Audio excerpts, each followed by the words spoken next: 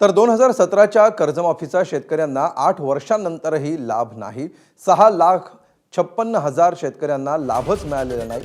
हायकोर्टाने आदेश देऊन सुद्धा सरकारकडून त्याची पूर्तता नाही।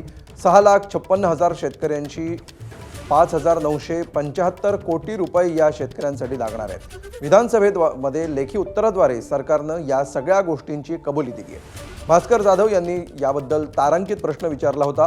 पुरवणी मागण्यांमध्ये 5,975 कोटींपैकी फक्त 500 कोटींची तरतूद करण्यात आली आहे।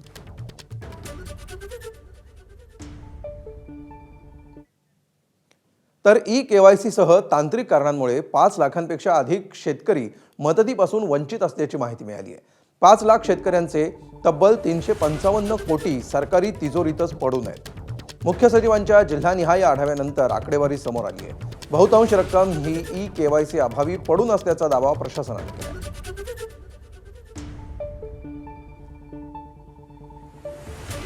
तर अतिवृष्टीग्रस्तांची नेमकी किती मदत, किती रक्कम तिजोरीमध्ये पडून आहे बघूया विभागवार आकडेवारी। 106 कोटी सीएम फंडात आले, 75,000च वितरित केले। ई-केवायसी अभावी 355 कोटींची मदत पडून आहे। 31,000 कोटींची घोषणा आणि आतापर्यंत निम्मेच वितरित करण्यात आले।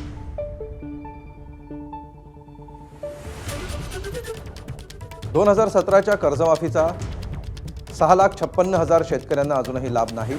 6,000 कोटी लागणार, पण प्रत्यक्षात 500 कोटींचीच तरतूद करण्यात आली आहे।